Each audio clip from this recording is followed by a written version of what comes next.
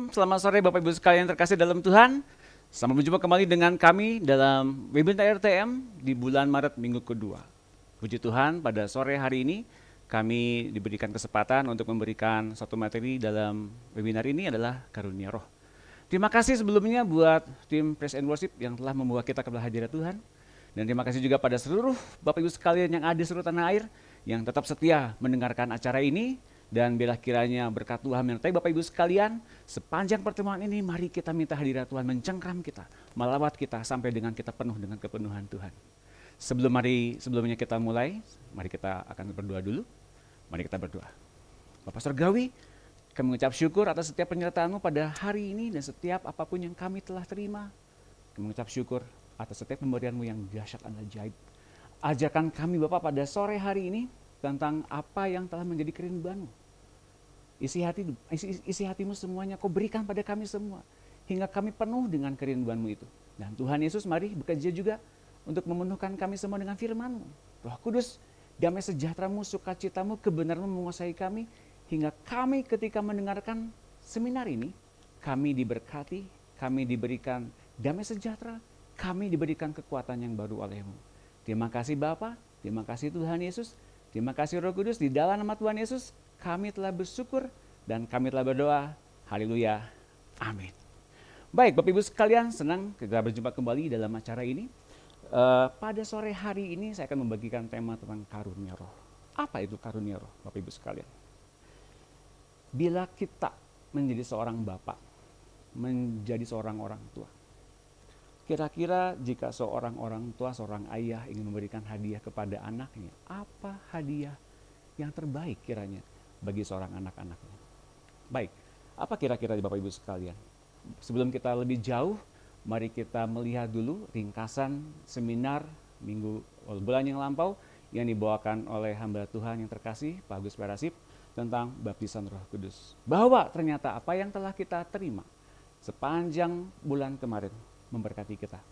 Bagaimana terjadinya bahwa ternyata kita mendapatkan pertobatan, bagaimana kita diberikan transformasi, dan akhirnya kita bisa menerima baptisan Roh Kudus.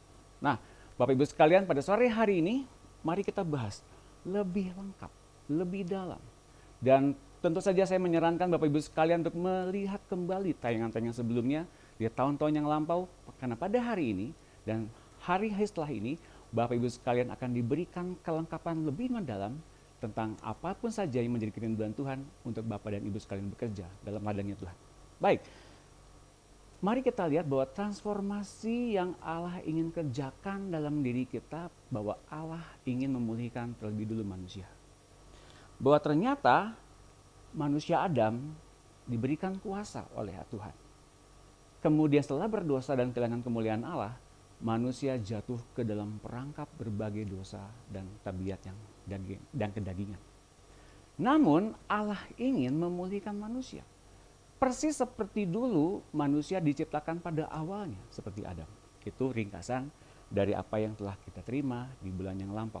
Namun pada kenyataannya Bapak Ibu sekalian, setelah kita melihat dalam berbagai dinamika bergereja berjemaat di dalam kekristenan, bahwa ternyata transformasi yang kita alami, misalnya dulu sebelum saya mengenal RTM, bahwa ternyata transformasi yang terjadi adalah mengenai perubahan arah hidup, bukan pertobatan. Perubahan arah hidup bahwa terjadi seperti begini misalnya, bahwa kita sekarang telah menerima Kristus, bahwa sekarang saya mesti diubahkan, bahwa saya mesti pelayanan. Tapi ternyata tidak menemukan arah yang tepat karena tidak dibimbing ke arah yang tepat oleh Tuhan. Mari kita pada sore hari ini mengenal pribadi Allah yang sesungguhnya dalam setiap perkara-perkara, bahwa ternyata Allah aktif melakukan ini di dalam diri kita. Yang pertama adalah baptisan. Yang kedua adalah menumbuhkan buah roh. Yang ketiga, ia menumbuhkan karunia roh. Apa dan bagaimana mekanisme ini terjadi semua dalam diri kita? Baptisan sendiri adalah bagaimana ternyata Allah menenggelamkan kita ke dalam bagi kesadaran kerinduannya dan hatinya. Tidak lagi menjadi kita yang dulu, tapi kita ditenggelamkan di dalam kasih Allah, dalam pengampunannya, dalam afirmasinya, dalam penerimaan. Setiap hal yang dikerjakan oleh Allah dalam diri kita merupakan satu kesadaran bahwa kita ini adalah anaknya. dan dia adalah Bapa kita. Sedangkan buah roh adalah tanda hadir berupa seluruh karakter yang dipersiapkan oleh Allah kepada anak-anaknya. Dan karunia roh adalah alat untuk kita menjangkau jiwa. Sekarang pertanyaannya adalah mengapa ketiga hal ini diberikan kepada anak-anak Allah, kepada kita semua. Terutama yang kita bahas pada hari ini adalah tentang karunia roh, soal jangkau jiwa. Jangan sampai Bapak Ibu sekalian yang telah mengikuti RTM ini dipaksa untuk berbuah lebat, dipaksa untuk mempunyai kelas pemuridan, dipaksa untuk berdoa terus menerus, sedangkan dalam hatinya kemudian ngedumel, bersungut-sungut dan sebagainya. Nah, mari kita lihat sebetulnya jangkau jiwa sendiri, apa yang Allah inginkan. Ternyata apa yang Allah inginkan adalah Ia ingin mencipta tubuhnya sendiri dalam diri manusia, dalam diri anak-anak Allah. Mari kita baca ayat yang akan saya bahas pada sore hari ini. Semuanya saya sudah terjemahkan ke dalam bahasa Indonesia. Meskipun ada di Passion Translation, ada di MSG, ada di Amplified Bible, tapi saya sudah terjemahkan ke dalam bahasa Indonesia agar kita bisa mengerti dengan mudah. Salah satunya dalam Efesus 2 ayat 21 sampai 22. Seluruh bangunan ini sedang dibangun dan terus berkembang di bawah pengawasannya sampai selesai dibangun sebagai bait suci Tuhan sendiri. Ini berarti bahwa Allah sedang mengubah kamu masing-masing menjadi tempat maha kudus, tempat kediamannya, melalui kuasa Roh Kudus yang hidup di dalam kamu. Jadi Allah sedang bikin kantor, Allah sedang bikin kehidupannya, Allah sedang bikin tubuhnya secara jasmania, namun Ia perlu menyiapkan secara penuh keberadaan dirinya dalam diri kita. Dan mari kita lihat, menyambung dari yang tadi saya bilang, hadiah apa kira-kira yang Bapak sediakan bagi anak-anak yang terkasih? Hadiah terindah bagi kita dari Bapak adalah Yesus, anaknya.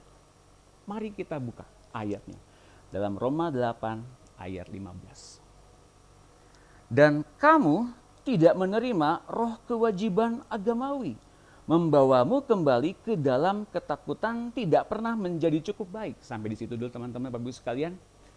Membawa kita kepada satu kehidupan bahwa kita tidak lagi takut untuk tidak menjadi cukup baik.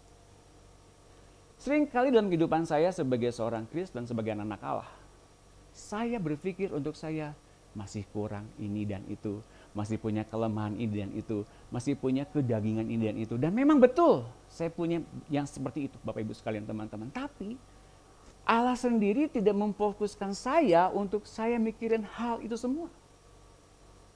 Apa yang Ia inginkan adalah Ia membentuk saya untuk mengenal Kristus, sang hadiah yang diberikan kepada saya.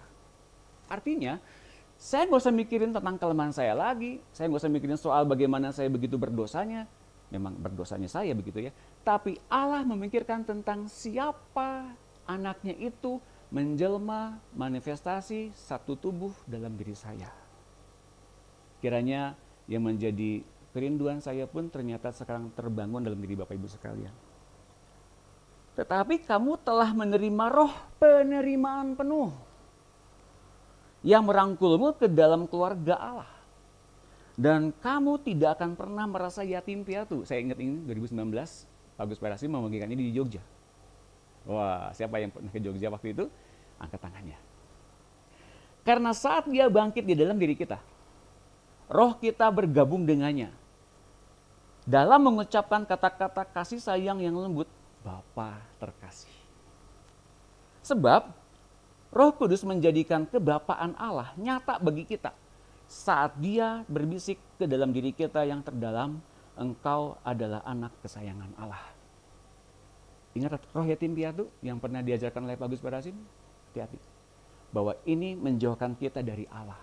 Sedangkan Allah menyatukan kita dengan dirinya oleh kasih Kristus. Oleh keberadaan Kristus yang ada dalam diri kita. Dengan pribadi Kristus dan wujud Kristus, kita bisa mengenal, oh Allah itu jadi Bapa. Saya nggak jadi yatim piatu. Saya punya penerimaan penuh. Saya diampuni, saya dikasih dan saya dicintai. Yang dikasih, dicintai, lambaikan tangan ke kamera. Bapak Ibu sekalian terkasih, dengan ayat ini kita bisa mengerti. Selain itu juga, yang paling penting adalah kita ini adalah anak kesayangan Allah. Karena Yesus kita telah menjadi anak kesayangan Allah. Karena saat dia bangkit dalam diri kita, roh kita bergabung dengannya. Ini yang paling penting. Saat ia bangkit, ia bergabung dengan diri kita. Roh kita dimanunggalkan dengan Tuhan Yesus. Dalam mengucapkan apa? Kata-kata kasih sayang yang lembut. Bapa terkasih. Dan Roh Kudus menjadikan Allah itu menjadi Allah yang real dalam wujud Bapa. Saya percaya dimanapun Bapak Ibu sekalian merindukan kasih sayang. Dan saya percaya lubang terbesar yang ada dalam diri manusia adalah kerinduan tentang hadirnya Bapa. Kita rindu sosok Bapa yang begitu nyata. Kita rindu sosok Bapa yang begitu mengasihi, menerima kita apa adanya. Dan Bapa yang dalam diri kita bilang, engkau adalah anak kesayanganku. Dan Yesus sebagai hadiah terindah dari Bapa membuat kita menyatu dengan Allah. Ini yang luar biasanya Bapak Ibu sekalian. Dan kita sebagai manusia jasmania, namun dilahirkan kembali menjadi manusia rohani, memerlukan sarana untuk mengetahui hal-hal rohani tersebut. Kita yang manusia jasmani, kita yang masih kedagingan, kita yang masih mungkin punya banyak kelemahan, dibandingkan dengan Allah yang sempurna, kita membutuhkan hal-hal yang rohani. Maka kita memerlukan karunia Roh Kudus diantaranya. Nah, sekarang mungkin banyak bertanya ya, banyak pertanyaan. Siapakah saja yang berhak memiliki Roh Kudus atau karunia Roh Kudus? Ya, saya percaya mungkin banyak orang di luar sana yang bilang, oh ini hanya orang tertentu saja. Oh hanya orang yang sudah berpuasa saja. Oh hanya orang yang sudah kudus dan sudah sempurna sedemikian rupa hingga mereka punya karunia Roh Kudus. Tapi saya mau katakan Bapak Ibu sekalian teman-teman, pada sore hari ini bahwa seorang yang memiliki Kristus di dalamnya dengan sendirinya memiliki Roh Kudus. Dan setiap orang yang memiliki Roh Kudus juga memiliki karunia Roh Kudus. Katakan amin. Nah, teman-teman, sekarang apa fungsi dari karunia Roh Kudus itu sendiri? Inspirasi dari Allah bagi kita untuk mengetahui, berkata-kata, dan melakukan sesuatu sesuai arahannya. Jadi semua ini dipersiapkan oleh Allah untuk kita mengetahui apa yang Allah pikirkan, yang Allah rencanakan, yang Allah rindukan. Dan kemudian dia memberikan juga kepada kita karunia untuk berkata-kata. Juga karunia untuk melakukan sesuatu sesuai dengan arahannya. Nah Bapak Ibu sekalian, kita akan melihat apakah inspirasinya itu terbagi atas 3 Bapak Ibu sekalian. Yang pertama adalah karunia mengetahui. Kita diberi kesempatan untuk mengetahui kedalaman isi hati Bapa. Yang kedua, karunia melakukan. Dorongan untuk melakukan. Disertai dengan begitu banyak kegiatan-kegiatan yang menakjubkan, supranatural, mujizat, apapun itu Bapak Ibu sekalian teman-teman. Allah lah yang melakukannya terlebih dahulu dalam diri kita. Dan juga yang ketiga, bahwa kita mempunyai karunia berkata-kata. Bagaimana kemudian kita memberi dampak kepada sesama kita? Allah lah yang secara penuh berdaulat bekerja dalam diri kita. Dan tugas kita hanyalah bekerja sama dengan Dia. Nah, kita akan membagikan bahwa karunia mengetahui itu adalah berupa hikmat, marifat, dan membedakan roh. Setiap hal yang Allah sediakan dalam karunia mengetahui itu adalah ketiga hal yang tadi. Dan kemudian ada karunia melakukan. Apa yang Ia lakukan dalam diri kita? Iman. Iman untuk percaya, iman untuk bertindak, iman untuk kemudian berpikir. Iman bahwa kemudian tidak melihat kepada kelemahan kita terus-menerus, tapi melihat Kristus yang nyata dalam diri kita. Dan kemudian ketika kita merasakan hal itu demikian kuatnya, bahwa ada gerakan kesembuhan, healing movement. Juga ada mujizat. Dan kalau kemudian kita diberikan karunia berkata-kata, bahwa ternyata kita juga diberikan karunia bahasa roh, menafsirkan bahasa roh itu sendiri, dan kemudian kita diberikan nubuatan, Ini semuanya Bapak Ibu sekalian diberikan secara komplit. Namun mungkin ada beberapa dari kita yang kemudian aktif beberapa saja. Atau mungkin ada juga yang satu atau dua. Atau mungkin makan belum aktif semuanya. Jangan takut Bapak Ibu sekalian. Kita akan teruskan nanti lebih dalam lagi untuk kita mengetahui agar tidak ada tuduhan dalam diri kita. Kok saya gini, kok saya gitu, kok yang lain lebih bagus, kok yang lain lebih berurapan, kok saya enggak. Nah, Bapak Ibu sekalian, yang ia lakukan, yang Tuhan kita lakukan dalam diri kita adalah ia secara supranatural membuka pemahaman tentang siapa dia dan apa yang telah tertulis di dalam Alkitab. Apa yang telah ia lakukan sebelumnya.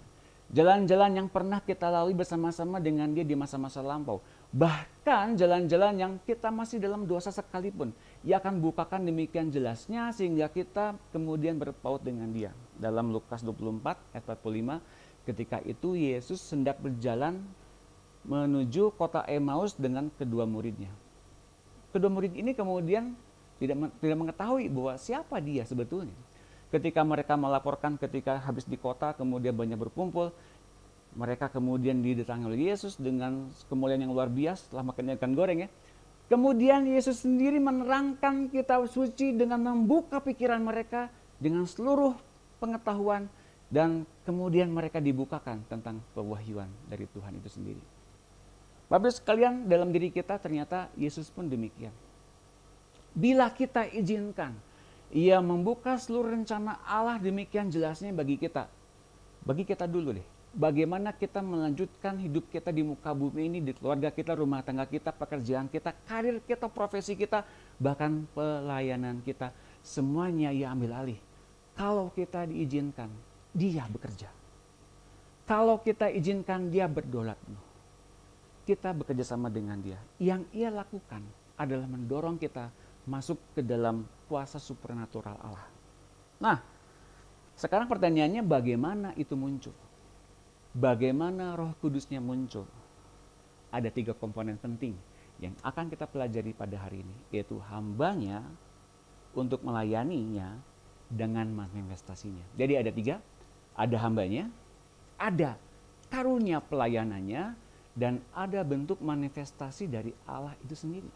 Nah, sebelum saya lebih jauh, saya perlu juga membagikan apa yang telah saya alami selama saya di RTM. Saya masuk ke RTM tahun 2007, tepatnya ketika itu saya datang ke rumah Pak Andreas di Cipaku. Kemudian saya konseling, kemudian saya didorong untuk masuk dalam bengkel doa atau bengkel rohani. Saya didoakan dan di dalam bengkel konseling itu, dalam bengkel doa itu saya didoakan manifestasi, kemudian saya didorong untuk kemudian masuk ke dalam pemuridan.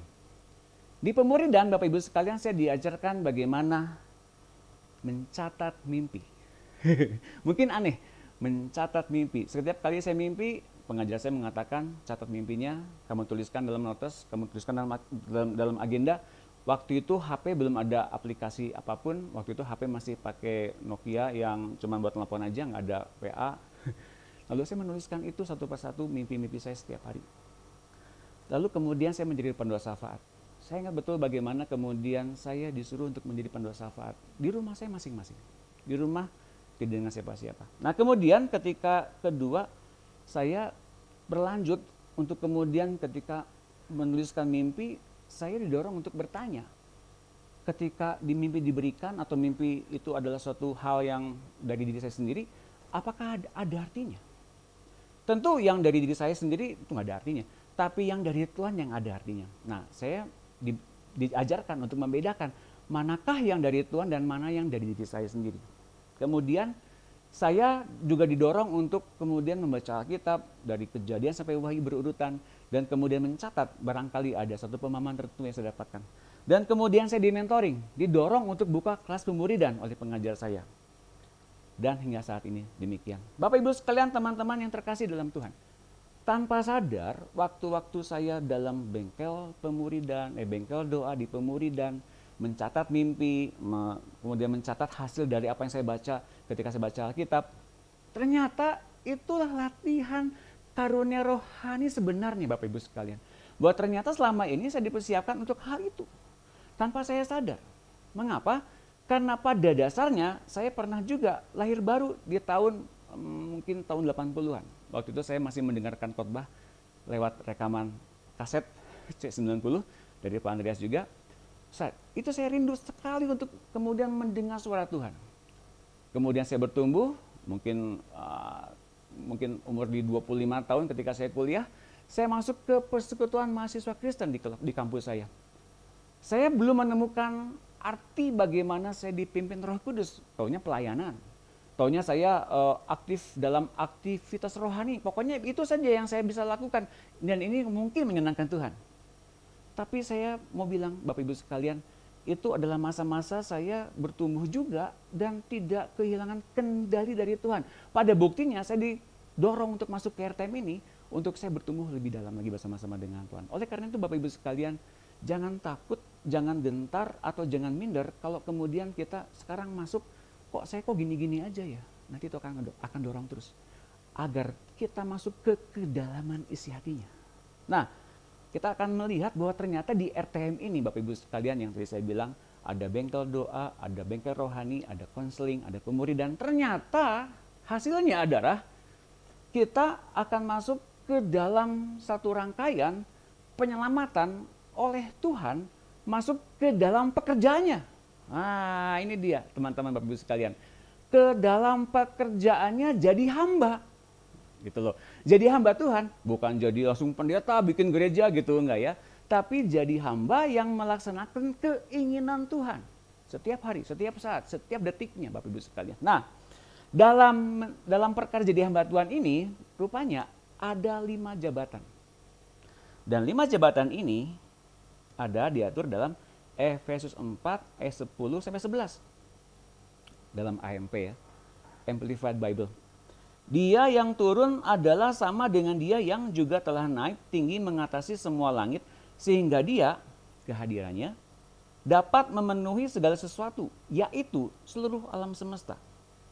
Dan karunia-Nya kepada gereja bervariasi, dan dia sendiri menunjuk beberapa sebagai rasul, utusan khusus atau wakil Allah, beberapa sebagai nabi yang menyampaikan pesan baru dari Allah kepada orang-orang, beberapa sebagai penginjil yang menyebarkan kabar baik tentang keselamatan, dan beberapa sebagai gembala dan guru untuk mengembalakan dan membimbing serta mengajar. Jadi ada rasul, ada nabi, ada gembala, ada pengajar, dan ada penginjil. Rupanya ini pun adalah karunia dari Tuhan. Dan dalam kelima jabatan ini ada karunia pelayanan dan ada manifestasi Tuhannya. Nah, satu contoh Bapak Ibu sekalian, ya, bahwa ternyata saya pun pernah dalam satu pertumbuhan dalam iman saya. Ketika saat teduh, saya disuruh berdoa untuk seseorang dan disuruh untuk mengutuki orang itu. Dalam pertumbuhan rohani saya pernah demikian. Dan ketika itu kemudian waktu saya ingat saya nggak nonton TV sama sekali. Lalu kemudian sesuatu dalam diri saya bilang gini, hidupkan TV-nya. Saya hidupkan TV-nya dan kemudian ada acara hamba Tuhan namanya John Hartman di SCTI. Beliau sedang khotbah, tiba-tiba dia berhenti berkhotbah. Saya langsung diam. Pada hari ini, saat ini, ada seorang anak Allah yang tidak sedang dipimpin oleh Roh Tuhan. Bapak Ibu sekalian, ketika saya mempunyai karunia roh itu ya, wah ini apa nih? Gitu ya, ini nggak boleh seperti begini. Tapi ternyata sesuatu dalam diri saya bilang ini untuk kamu. Peringatan, jangan sampai kamu keluar dari hadirat Tuhan.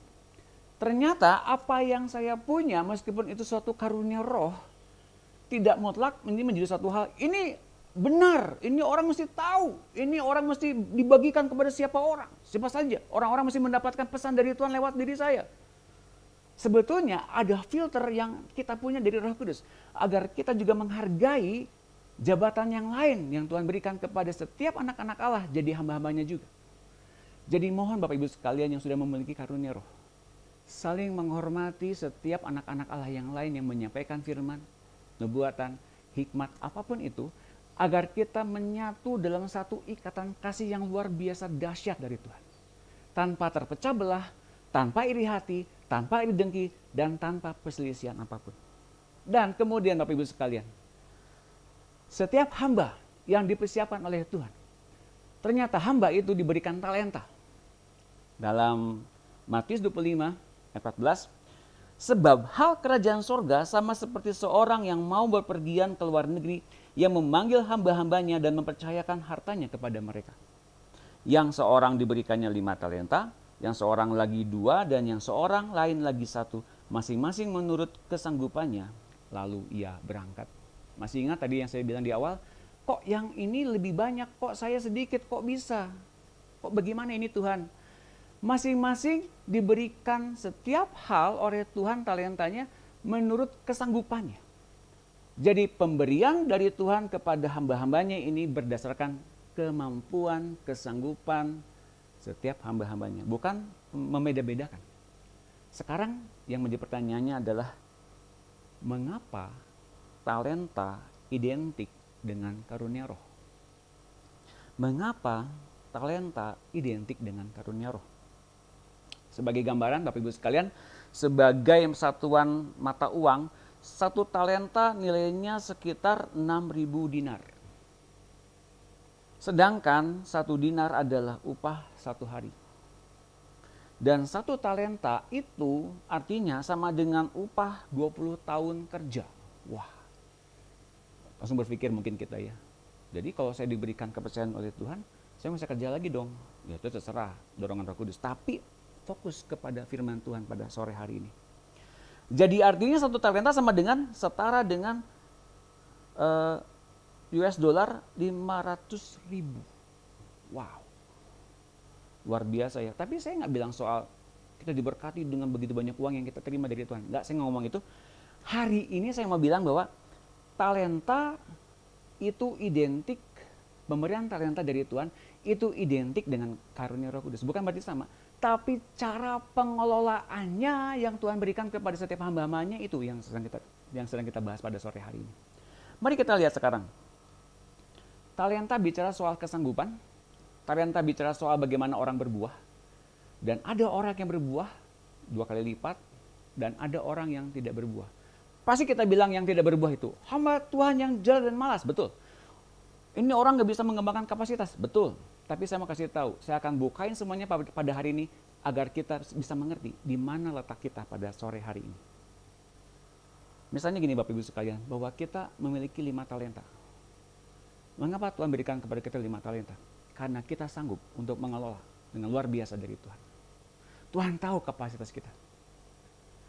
Oleh karena itu ketika kita mempunyai 5 talenta, ingat karunia pelayanan, tentang bagaimana kita bisa menasihati, kita bisa memberikan kemurahan, nanti kita akan jelaskan di situ.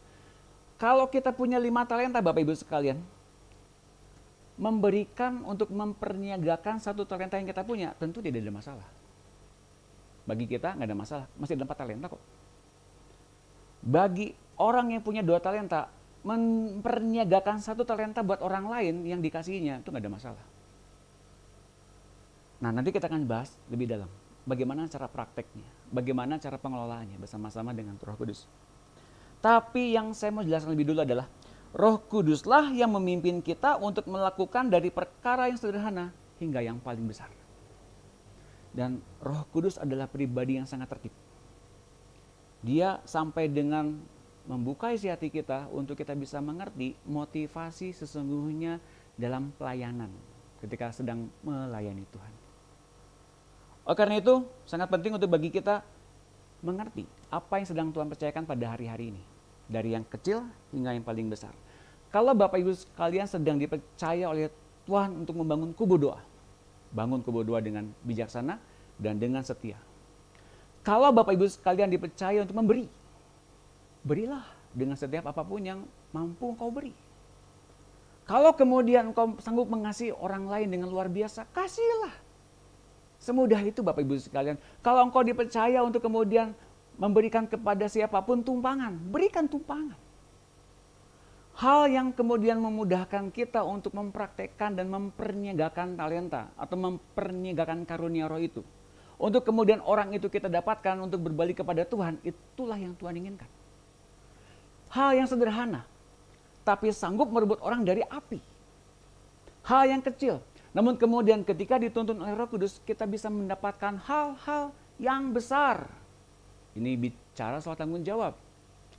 Artinya Bapak Ibu sekalian, semakin kita mengenal Roh Kudus dan setiap pekerjaannya, saya mau kasih tahu, pekerjaan kita dalam Tuhan akan semakin sibuk, akan semakin melelahkan, akan semakin membuat kita semakin terkuras mungkin emosi kita, mungkin pikiran kita, mungkin istirahat kita. Tapi saya mau kasih tahu, upahmu besar di sorga. Ada begitu banyak hal-hal yang Tuhan bukakan lewat bagaimana kita berjerih payah dalam setiap pelayanan. Dan itu Tuhan perhitungkan dengan luar biasa. So, jangan takut untuk kemudian kita bilang, wah saya mempunyai waktu yang sangat terbatas, semakin terkuras habis untuk Tuhan. Untuk Tuhan. Dan Tuhan ganti dengan waktu-waktu dengan luar biasa indahnya. Bapak Ibu sekalian yang terkasih dalam Tuhan, mari kita dapatkan ketepatan bersama-sama dengan Tuhan. Ya. Nah, sekarang kita mau bahas bagaimana mengelola setiap apapun yang Tuhan percayakan. Ada karunia bernubuat, ada karunia melayani, ada karunia mengajar, ada karunia menasihati, ada karunia membagi-bagikan sesuatu, memberi pimpinan, atau kemudian menunjukkan kemurahan. Itu kita dapati di dalam Roma 12 ayat 6-8. Roma 12 bicara soal penyerahan tubuh pertama kali sebagai persembahan yang hidup, yang kudus, yang berkenan di hadapan Tuhan. Ya, Bapak Ibu sekalian. Nah, ketika kita memperniagakan satu saja karunia roh yang kita punya berupa apa? Kemurahan. Berupa mercy, berupa pengampunan. Berupa satu hal yang kemudian orang itu nggak bisa dapatkan, tapi kita berikan dia begitu limpah-limpahnya, kita sedang memenangkan orang itu di depan Tuhan. Satu orang itu dimenangkan oleh Tuhan, akan berlipat kali ganda Tuhan percayakan untuk kita mengelola jiwa-jiwa yang baru dari Tuhan. So, jangan katakan kita, Tuhan mana jiwa-jiwanya? Jangan katakan demikian kepada Tuhan, tapi lakukan satu persatu tindakan imanmu. Bagaimana kemudian kita masuk ke dalam rangkaian untuk temukan jiwa-jiwa itu dan berikan kepada mereka satu persatu kemurahan dari Tuhan. Kemudian bagaimana kita memberikan pimpinan. Dunia ini butuh pemimpin, Bapak Ibu sekalian. Dunia ini butuh role model, butuh teladan. Jadilah teladan dimanapun engkau tempatkan. Engkau ditempatkan oleh Tuhan. Jadilah yang terbaik, yang terdepan dan memanifestasikan Kristus dengan kasih-Nya. Maka Bapak Ibu sekalian akan menjadi role model di dalam dunia yang gelap ini. Dan orang-orang akan banyak berbondong-bondong datang ke dalam ministrimu karena Tuhan ada di hatimu. Nah, Bapak Ibu sekalian, sekarang mengerti bagaimana memperniagakan talenta ini ya Bapak Ibu sekalian. Pengelolaannya sama persis dengan apa yang telah Tuhan sediakan lewat karunia rohnya.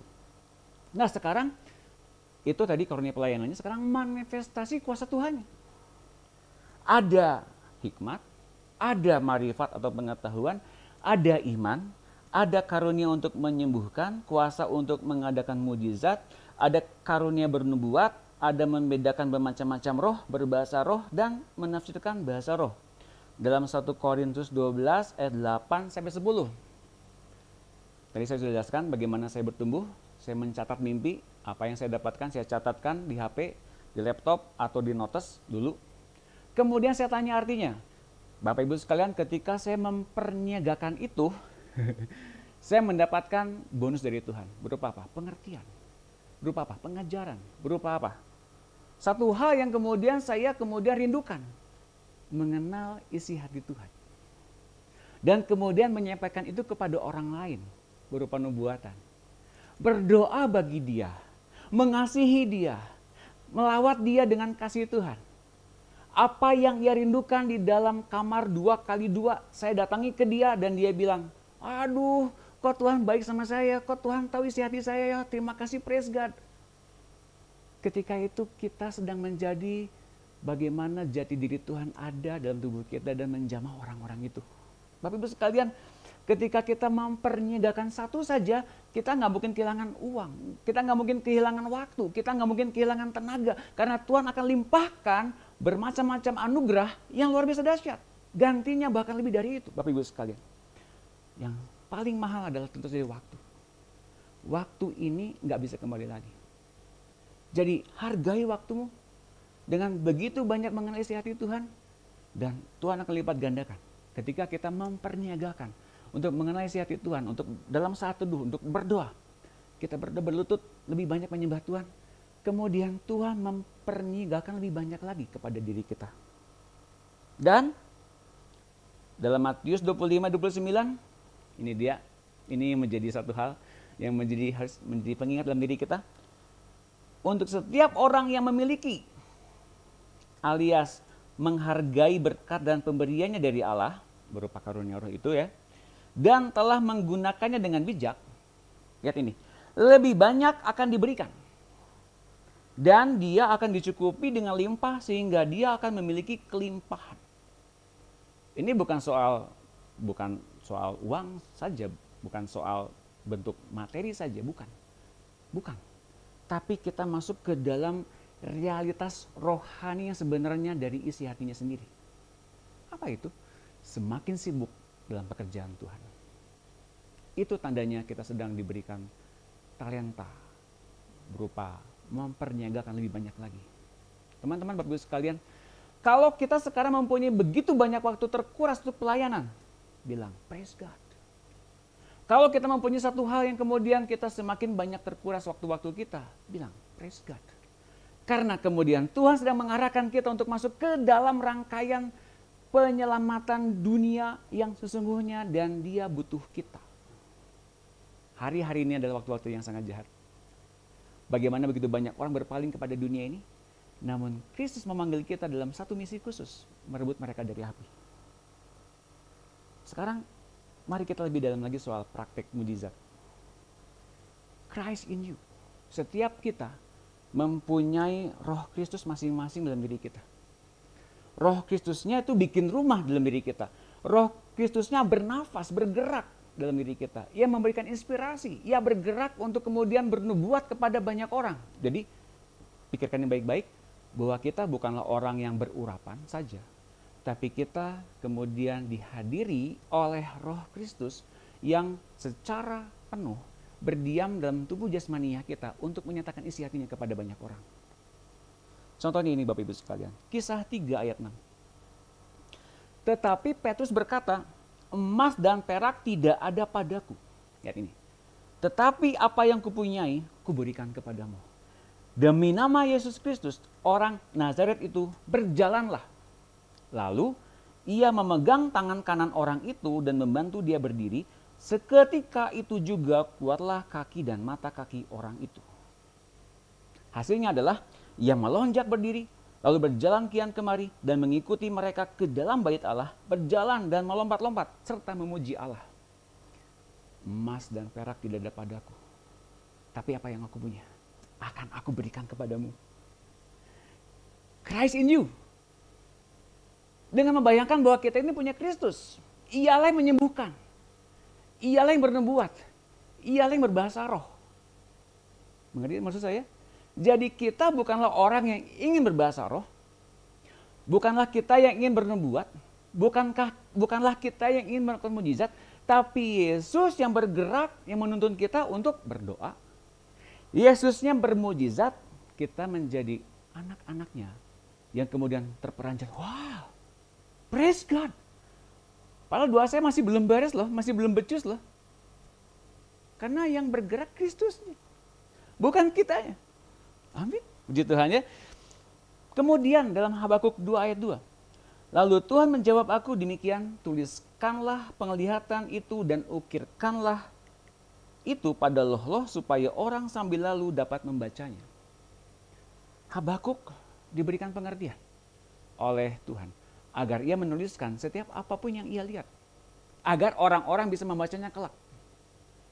Pada hari ini Bapak Ibu sekalian, kalau kita kemudian mendapatkan mimpi, mendapatkan pengajaran, mendapatkan satu bentuk pengertian, ketika kita bekerja, beraktivitas, kemudian ketika kita dapat masalah, bergumul, catat. Dalam Alkitab kita begitu banyak muatan-muatan Alkitab, ayat firman Tuhan, dan setiap rema. Catat baik-baik Bapak Ibu sekalian. Mungkin kita lupa, mungkin kita kemudian meleset. lupa akan apapun yang Tuhan nyatakan kepada kita pada saat-saat kita sibuk. Tapi ketika kita mencatat, kita mengingat apa yang telah Tuhan lakukan dan kita kemudian diarahkan oleh Tuhan untuk berpikir, bertindak, dan berkata-kata sesuatu. Nah, ini yang sedang kita latih sebetulnya.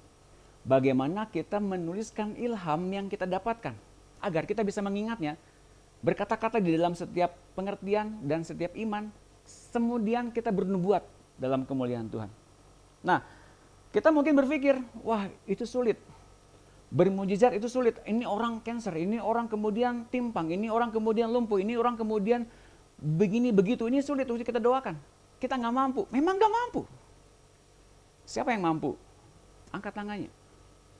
Tidak ada satupun orang dengan bakatnya menyembuhkan orang sedemikian rupa sehingga orang itu sembuh. Tidak ada. Hanya Tuhan.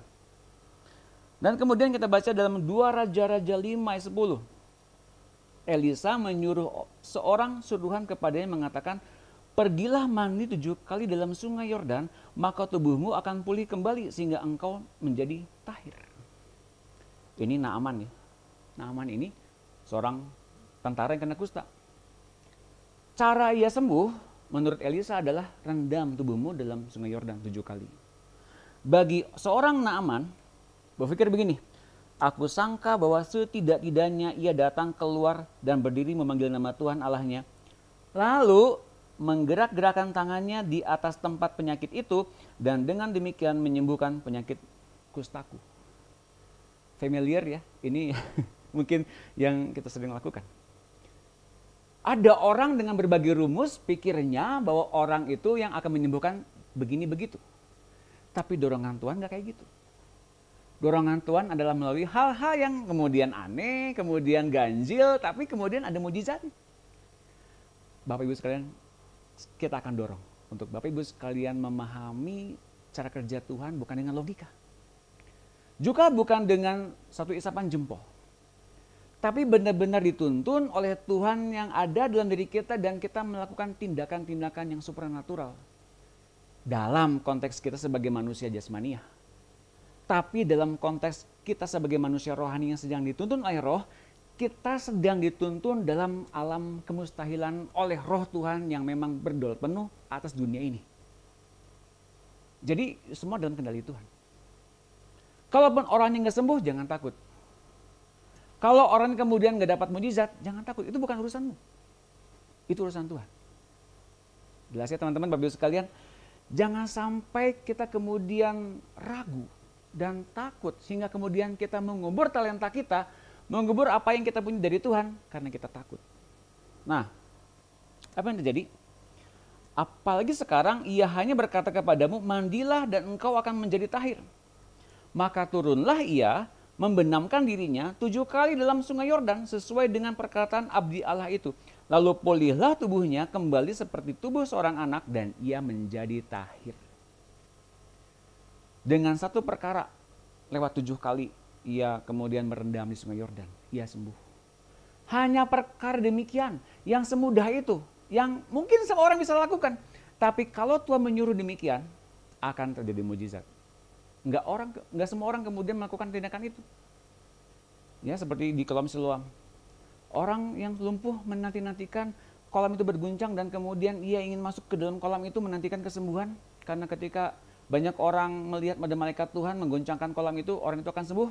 Tapi dia nggak sembuh-sembuh. Datanglah Yesus, maukah kau sembuh? Apa dia bilang? Udah banyak orang datang ke mencemplung di sungai Siloam itu, aku nggak bisa nyemplung. Banyak orang terkait kepada rumus mujizatnya, bukan kepada Tuhannya. Teman-teman Bapak Ibu sekalian, ya. Jadi apa yang sedang kita lakukan pada hari ini? Kembangkan talentamu. Kembangkan dan niagakan. Kelola bersama dengan Roh Kudus karunia roh yang dipercayakan kepadamu dengan setia. Oke? Dan mari kita kemudian melihat bagaimana dengan hamba Tuhan yang mempunyai satu talenta, tapi kemudian dia menguburkannya. Kita bisa mengerti hari ini, kalau kemudian hamba Tuhan itu menguburkan talentanya, mengapa ia menguburkan talenta itu? Mari kita lihat. Dalam Matius 25-24, orang yang telah menerima 1 talenta juga maju ke depan berkata, Guru, saya tahu Anda adalah orang yang keras dan menuntut, menuai panenan di mana Anda tidak menabur dan mengumpulkan di mana Anda tidak menabur benih.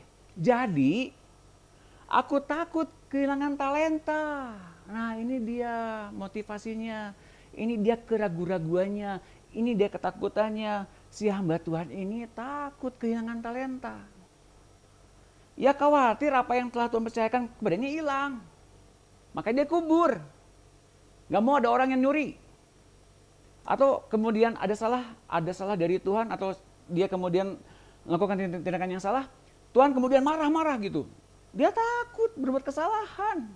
Kita lihat fungsinya, motivasinya seperti begitu, bahwa dia kemudian bukan masalah soal malas dan jahatnya, dia kemudian menyimpan itu agar tidak kehilangan talenta. Tapi apa kata Tuhan?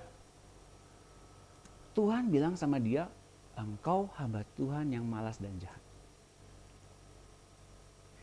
Kemalasan dan kejahatan ternyata didefinisikan sebagai orang yang takut kehilangan talenta dan tidak pernah memperniagakannya, mempergunakannya sama sekali. Wow. Jadi Bapak Ibu sekalian, jangan pikirkan bagaimana kemudian takut kita lakukan kesalahan. Bagaimana kalau orang-orang kemudian menuntut kita ini dan itu. Kemudian waktu itu saya mempunyai satu teguran dari hamba Tuhan yang di TV itu, kemudian apakah saya kemudian ciut nyali saya gitu ya untuk ngikut Tuhan lagi. Makanya butuh seorang hamba Tuhan yang bisa mengayomi anak muda. Berapa banyak anak muda di sini yang kemudian ingin rindu Tuhan, ingin dipakai Tuhan luar biasa, dan kemudian dia praktek, banyak orang yang di atasnya kemudian memotong pelayanan mereka dengan, kamu masih muda, kamu belum apa-apa, sekolah dulu yang benar.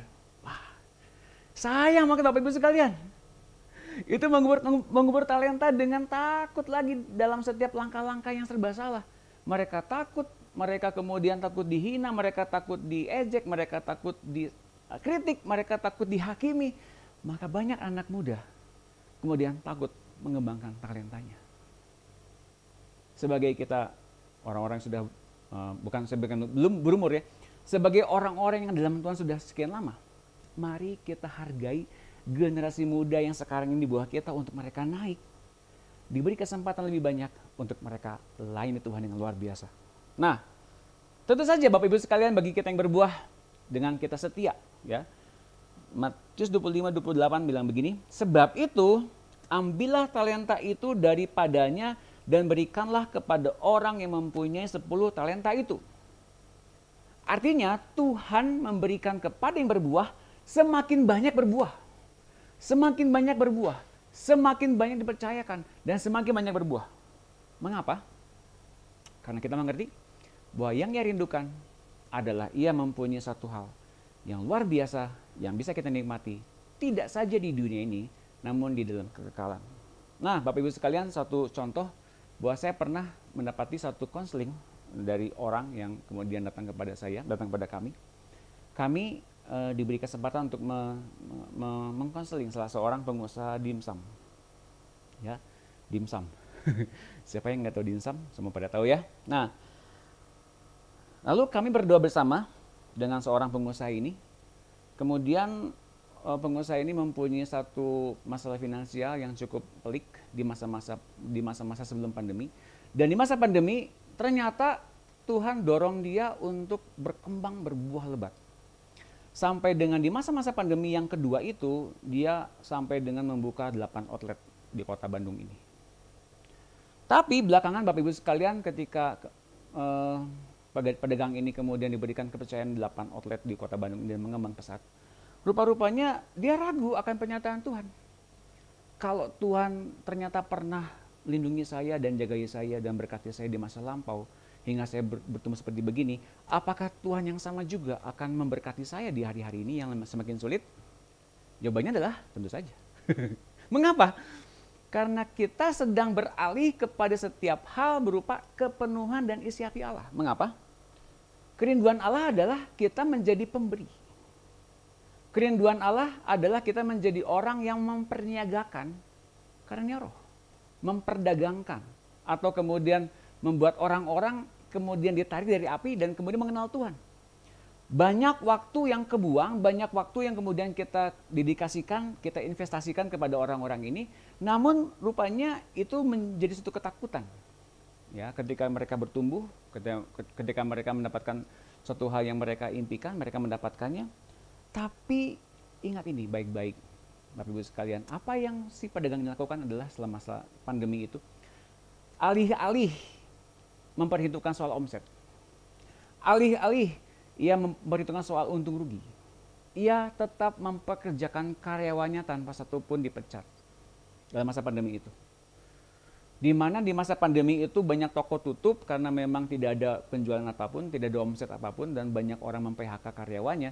Tapi orang ini yang punya dimsum ini kemudian didorong untuk tetap berdagang dan memperkerjakan karyawannya komplit tanpa ada PHK. Dan Tuhan ganti dengan 8 outlet yang tadi saya bilang.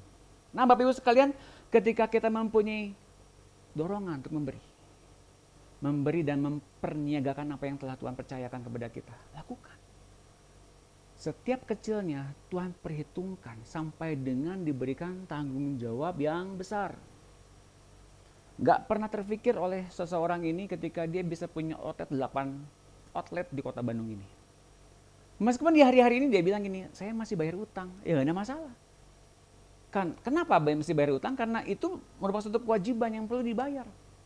Sekali lagi Bapak Ibu sekalian, berkat bukan dihitung dari apa yang telah kita lakukan kepada Tuhan dan kita minta.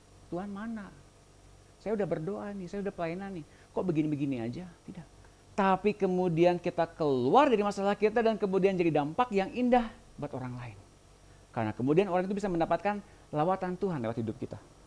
Nah, Bapak Ibu sekalian, mari tetaplah menabur. Tetap menabur.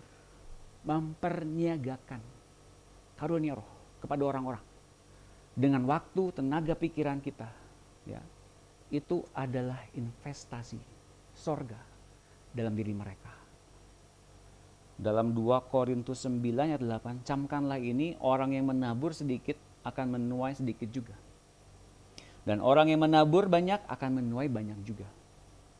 Hendaklah masing-masing memberikan menurut kerelaan hatinya. Jangan dengan sedih hati atau karena paksaan, sebab Allah mengasihi orang yang memberi dengan sukacita. Dan Allah sanggup melimpahkan segala kasih karunia kepada kamu, supaya kamu senantiasa berkecukupan di dalam segala sesuatu, dan malah berkelebihan di dalam berbagai kebajikan. Lakukan bagian kita dalam menabur firman, menabur kemurahan, menabur nubuatan, menabur hikmat, berdoa, layani orang dengan tumpangan, dengan kasih, mengampuni. Bapak dan Ibu sekalian sedang menabur, dan Bapak Ibu sekalian akan mendapatkan kelimpahan demi kelimpahan dari Tuhan dengan luar biasa. Sampai, ini dia, sampai dengan Bapa dikenal dengan luar biasa dalam diri kita, dan inilah puncaknya. Dalam Yohanes 14 ayat 10, tidak percayakah engkau bahwa aku dalam Bapa dan Bapa dalam aku? Apa yang aku katakan kepadamu tidak aku katakan dari diriku sendiri, tetapi Bapa yang diam di dalam aku, dialah yang melakukan pekerjaannya. Jadi Bapa, dan aku kutip ya, menyelundup dalam diri Yesus untuk memperkenalkan dirinya kepada banyak murid hingga hari ini. Nah, bagi siapa saja yang kemudian menurut Tuhan Yesus, maka kemudian setiap dari kita akan mengenal dan memanifestasikan Bapa dengan kita melakukan tindakan-tindakan iman dan memperniagakan karunia roh. Bapak Ibu sekalian, artinya tidak membuat kita menjadi lebih baik, tidak membuat kita menjadi lebih keren, bukan. Tapi Bapa semakin termanifestasi di dalam keberadaan hidup kita. Percayalah kepadaku bahwa aku dalam Bapa dan Bapa di dalam aku, atau setidak-tidaknya percayalah karena pekerjaan-pekerjaan itu sendiri. Jadi saya ingatkan kembali dari awal kita sudah bilang bahwa Allah aktif melakukan tindakan ini dalam diri kita. Baptisan, menumbuhkan buah roh, dan kemudian memunculkan buah roh, karunia roh. Ia yang aktif, ia mendorong kita untuk kemudian kita bisa mengenal dalam keberadaan diri kita, mengenal dan memanifestasikan Dia. Sampai terjelma siapa Dia dalam diri kita. Dan karunia rohani rupanya adalah pendahuluan. Karunia rohani adalah pendahuluan.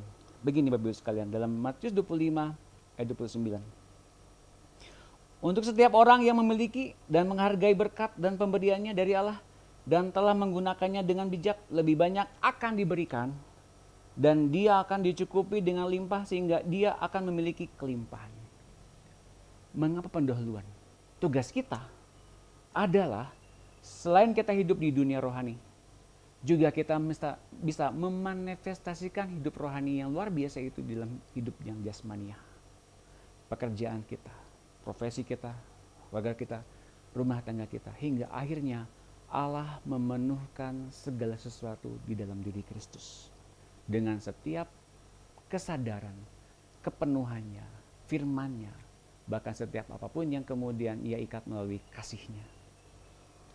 Tertarik dengan statement yang saya unggah di dalam PowerPoint ini adalah, hanya dengan memberi Anda dapat menerima lebih dari yang sudah Anda miliki.